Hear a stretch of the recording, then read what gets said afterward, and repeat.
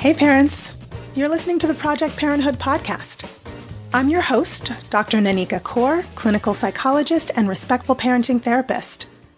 Each week, I'll introduce you to the same respectful parenting practices that I use to help parents repair and deepen connections with their children. You'll get tips for cultivating more parental self-compassion, more cooperation from your kids, and more joy, peace, and resilience in your relationship with them. Happy Black History Month! All month long, I'm centering African American contributions to the history of the United States and beyond. Today, I'm talking about the world of African American children's literature, the people who helped to usher in a new era of authentic portrayals of the everyday stories, experiences, and joys of Black children in children's books, and worked for those books to be available to all children. In 1919, the first National Literacy Initiative, Children's Book Week, was established as an annual celebration of books for children, as well as the powerful impact and joy of reading.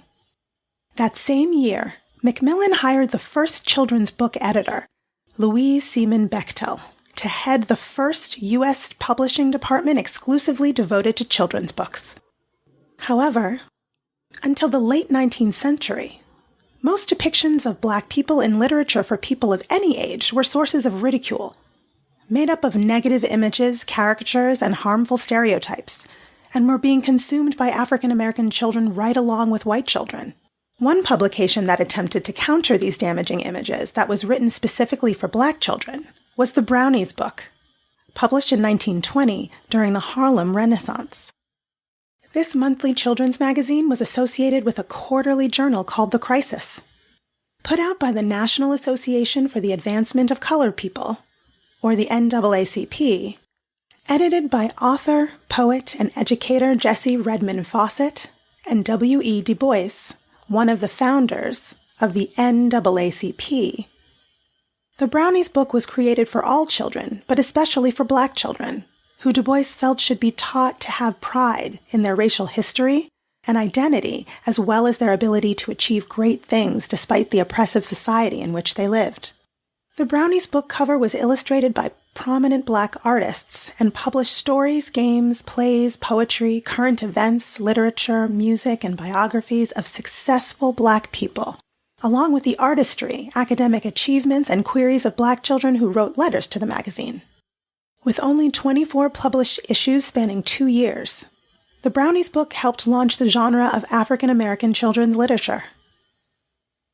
Building upon this tradition of writing for Black children, in 1928, 2 authors and poets who had been featured in The Crisis, Arna Bontemps and Langston Hughes, co-authored Popo and Fifina, Children of Haiti, the first children's book by a Black author to be published by a mainstream white publishing house, Macmillan, and it was also the first novella for children written and illustrated by African Americans. Pioneering librarians also worked to rid library shelves of books featuring negative stereotypes of Black people. In 1932, Charlemagne Hill Rollins, the first Black librarian hired in the Chicago Public Library System, accepted the position as the head of the children's department at the George Cleveland Hall Branch Library, which was the first full-service library to serve African Americans on the South Side of Chicago.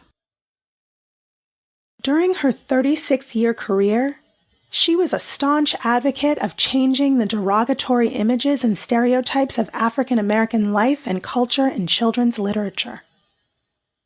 In 1941, in response to her letter of complaint about the lack of published children's books depicting African Americans with dignity, the National Council of Teachers of English told Rollins that if she wrote a book about this problem that included a list of recommended books for Black students that countered negative images of Black people, that they would publish it. So Rollins wrote a book called We Build Together, a reader's guide to Negro life and literature for elementary and high school use, and they published it. Children's librarians have been influential in championing diversity. When authors and illustrators of color win children's book awards, it impacts what gets published next, helps break down barriers and leads to increased diversity in literature overall. In 1922, the American Library Association approved the first children's book award in the world. The Newbery Medal is awarded to the most distinguished American children's book from the previous year. Originally chosen by only public library children's librarians, the award now includes school children's librarians as well. In 1975, 53 years after its creation, M.C. Higgins, the Great, was the first book by a Black author to win the Newbery Award. Written by Virginia Hamilton and published by Macmillan, M.C. Higgins the Great is for early middle school readers.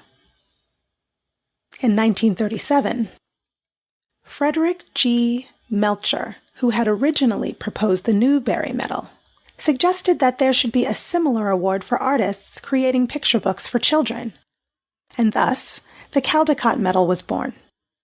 It would be 39 years before an African-American illustrator was recognized by this award, when in 1976, Why Mosquitoes Buzz in People's Ears, written by Verna Ardema and illustrated by Leo and Diane Dillon, won the Caldecott Medal. This book actually has special significance to me because growing up, my younger brothers and I listened to the vinyl version of Ossie Davis and Ruby Dee's narration of this book and other tales over and over and over again. Having lost the album somewhere over the years, I was pleased to be able to find a vinyl copy for my own child, who loves it just as much as we did when we were kids. It wasn't until 1969 when a group of Black librarians that included Charlamagne Hill Rollins formed to promote the creation of the Coretta Scott King Award. Named for Martin Luther King Jr.'s wife, the award recognizes outstanding books for children and young adults by African American authors and illustrators that depict the African American experience. In 2020, a graphic novel for middle schoolers, New Kid, by Jerry Craft, won the Coretta Scott King Award, becoming the first graphic novel to be awarded the Newbery Medal. New Kid chronicles the experience of a 12-year-old Black boy managing the culture shock of attending a predominantly white private school. Along with the everyday trials and tribulations of being an American preteen, the protagonist also experiences microaggressions, which are intentional or unintentional verbal, behavioral, or environmental slights that communicate derogatory, hostile, stereotyped, or negative attitudes toward historically marginalized groups. In the backlash to the global racial justice protests in the summer of 2020, following the murder of George Floyd, New Kid was, among numerous other books, accused of promoting critical race theory. It doesn't. It was banned in some school districts in Texas and Pennsylvania after parents protested, but the Pennsylvania ban was eventually overturned. Protesting parents, mostly white, argue that because the book depicts microaggressions, Craft is trying to convince children that systemic racism is real and that white people are horrible and privileged. Because of this, the argument goes, their children will feel guilty about being white. Thus, this book, and others like them, shouldn't be allowed to be read or taught in school. In a recent interview discussing the controversy, Craft describes New Kid as a book he wished he'd had when he was a kid. In his youth, he mentally divided the local library into the general books and the Black books. The general books felt to him like they were for white kids, who dream big, go on adventures, have fantastical lives, while in the Black books, kids who looked like Craft had sad and hard-scrabble stories, didn't always meet a happy ending, or they were struggling to overcome enslavement or gain civil rights. When Craft was a boy, he states, he wanted to read books with kids who looked like him, whose largest stressor was not knowing which video game to play next. So that's the book he wrote. Like his literary ancestors before him, Craft wrote a book for all children, portraying an authentic experience of a 12-year-old African-American boy. The reality is that microaggressions are a part of most African Americans' lives, to greater and lesser degrees. 100 years ago, when the Brownies book was in circulation, African Americans in the children's literary world worked tirelessly to make sure that all children had available to them positive and realistic portrayals of African Americans to counter the distorted views of Black life in children's books at the time. 100 years later, children's books with realistic portrayals of African American life can be banned from your child's school. It was only in putting together this episode that it really sunk in that books featuring positive images of Black children and families barely existed during my own parents' childhood. I can only imagine the joy and excitement they had in the era of my childhood when they had award-winning children's books by African Americans about African Americans available in their local bookstore. They were able to share with me the stories and images of African American children doing the everyday things kids do. Play, laugh, cry, love, and involve themselves in fun and fantastical adventures. Challenge yourself. Representation matters. Do an audit of your child's bookshelf, and if you're low on books portraying authentic African American childhood life, get out there to your local bookstore or your library and stock up. No matter your family's racial or cultural makeup, your child benefits from literary experiences of diversity. For me, I know that seeing those joyful and realistic images of kids who look like me has contributed to my own racial pride and self-esteem, and I'm really thankful that this was a priority for my parents and the other elders in my extended family when I was very young. I hope that's helpful. You can learn more about my work with parents at www.brooklynparenttherapy.com and on Instagram at BKParents. That's BKPARENTS.